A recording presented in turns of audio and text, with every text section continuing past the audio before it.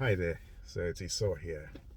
So today is Saturday, the 18th of March, 2023, and as I'm recording this, elections are taking place, in Nigeria right now, and these are governorship and House of Assembly elections. I've been monitoring things quite closely on the news feeds, and also speaking with people who have been out to vote, or people who have just said, look, I'm not going to bother my head.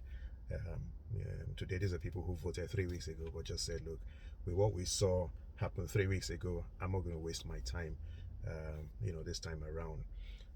I think it's particularly sad for me, trying to persuade people, hey, you go out and vote. And so 3 weeks ago, I was actually in Calabar, which is where I'm from, to vote in the presidential elections. Unfortunately, I couldn't stay longer than a few days, so I'm not on ground to vote, for the governorship and the House of Assembly elections. But I thought I'd share a few thoughts about the election so far.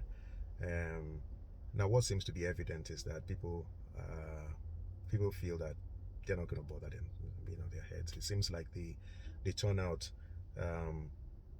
for these elections is far less than the elections 3 weeks ago, and it's not unexpected, but it's sad. Especially because I think it was 27 million allegedly that came out to vote during the presidential election. So I would personally be surprised if we have 15 million. I would be very, very surprised, and I think 15 million would be an absolute shame and sham, considering the fact that I think there are about 90 million registered voters, or is that 90 million voters who collected their PVCs, one or the other. But it would be an absolute shame, and it would just be a reflection of the the mood, the feelings that people have about elections. So yeah, just a few thoughts. So for me, I feel that Nigerians seem to have given up. People who are not coming out to vote today feel that their vote won't count, and it's a shame because if people feel unhappy with their government, if people feel that they've got a candidate that they think would make a difference, and they come out to en masse to vote, and it seems like the agency INEC that's supposed to organize the elections is biased or compromised, then the question is, what do people do next? So, I've likened the Nigerian citizen to a hostage. So a hostage is someone who is being held against their will, and usually that's with, with the threat of violence or, intimidation. And I think that that's what's happened in Nigeria. I think the Nigerian state essentially has been captured by certain actors, that constitute maybe 1% of the population of the country, and those people are holding 200 million people and the resources of the country captive, essentially, and for their personal gain. And because the stakes are very high for them, because the resources, they use the resources to enrich themselves, they're not going to let go, and that's where we find ourselves. And people have looked and thought, oh, well, maybe the elections are the opportunity for us to free ourselves from these hostages, but clearly that doesn't seem to be the case. So I guess the question is, what next? And I don't think I have an answer to that question, quite frankly. But I'd like to just make a couple of comments. I think that what we've experienced in the last 3 weeks really just demonstrates the failure of Nigeria as a country. Okay. Systemic failure. So Nigeria is a country that has very weak institutions. So institutions you're talking about, whether the police force, you're talking about, INEC. The institutions are weak. Institutions are extremely weak, and men are powerful. People are powerful, but institutions are weak. So the Nigerian police force, we know, is not independent. They wouldn't take action unless they receive instructions to take action from the executive, and that's a shame. So we've seen impunity we've seen impunity. And at this point, I'd like to call out the INEC chairman personally. Um, in Nigeria, we've tended to appoint people and be very excited when people have great qualifications. I understand he's been to some of the best universities in the world, but at the end of the day, that counts for nothing. If you're a criminal, and I'm not suggesting that he is, but if you're a criminal and you are very well educated, all it means is that you're smarter in terms of how you would execute your criminality. That's what it means. So for the INEC chairman, I think it's one of two things. It's either the INEC chairman is grossly incompetent as a person.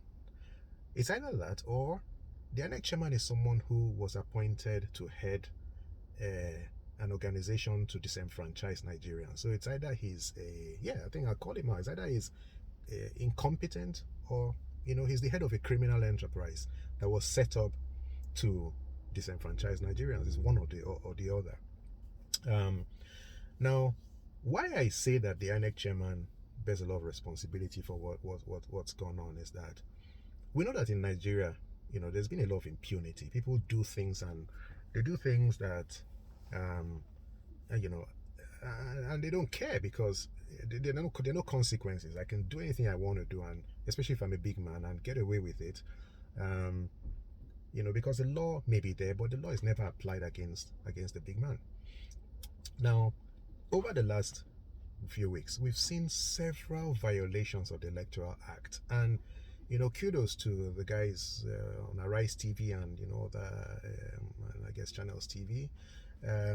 They've called out repeatedly. So we've seen voter intimidation in Lagos. We've seen people who have held meetings on video who have said that if you're not going to come out to vote for the APC, don't come out at all. We've had people, traditional rulers, fixing rituals during elections. All of these things continue to happen. I haven't heard the INEC chairman on one occasion come out to say this is wrong and this is a violation of the Electoral Act. He hasn't. He's kept quiet. We've seen intimidation. We've seen things that are in clear violation of the Electoral Act. The INEC chairman has kept absolutely silent. For me, silence there means that he's complicit. That's the only interpretation. Okay. Now, I'm not saying the INEC chairman, of course, is not in charge of the police. So the INEC chairman cannot, order the police to go and investigate or do whatever. But the INEC chairman can call out. That's what he can do.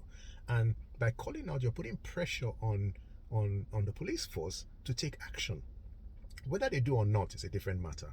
But at least you're doing that. But because he's not even doing that, I'm absolutely convinced that the INEC chairman is complicit in the plan to continue the government of the ruling party. So that's my view on it. Also, it's sad. I mean, we've had an absent president for the last 7.5 years. That's the truth. Otherwise we should have. If the president actually meant to, I mean, his government has been an abysmal failure, and we thought that he would use this election to redeem his image, to at least do something about his legacy. But again, he's been absent. His voice is not heard, and he has said that he's tired and just wants to go, and would be more than happy to see the back of him, to be honest. So it is quite sad. The other, I gather that the British government has congratulated the president-elect, and now what Britain needs to understand is that I think they need to feel the pulse of the Nigerian people. They need to look at the process that led to the announcement of the the president-elect, and they need to be very careful. The reason I say that is because you have tens of millions of Nigerians who have felt that in the 2023 elections was at least hope of having a better country, and people have held out from taken certain steps. I mean, those who have had the opportunity to escape from Nigeria have done so. Others have said, look, let's just hang on and see out this process. Now, I wouldn't be surprised if disenfranchised Nigerians who have no hope in the system at all begin to migrate on foot or on, they're not going to come by air to the UK. They will begin to head to North Africa, they will head into France, and they will begin to cross the border. So at the moment, I think it's mainly people from the Middle East that you find coming to Britain through France. If Britain is not careful, and Britain is trying to solve that problem, investing a lot of resources into solving that problem of people being trafficked, across from France. If they're not careful, you will have tens of thousands of Nigerians finding their way. And trust me, if Nigerians decide to come through that route, you're not going to be able to stop them, because they will be 10 times as desperate and as innovative as others who've been trying to come in, up until this time. And why wouldn't they come to England? Nigerians speak English.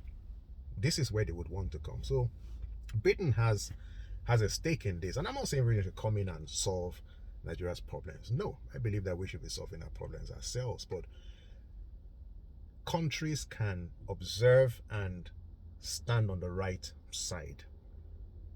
Okay? And a lot of countries did that for South Africa when they were going through apartheid. And that's how apartheid was eventually dismantled in South Africa. So I think that the UK needs to sit back and reflect on how it engages with the with the president-elect and the whole Nigerian election process, and do what is in the best interest of the Nigerian people.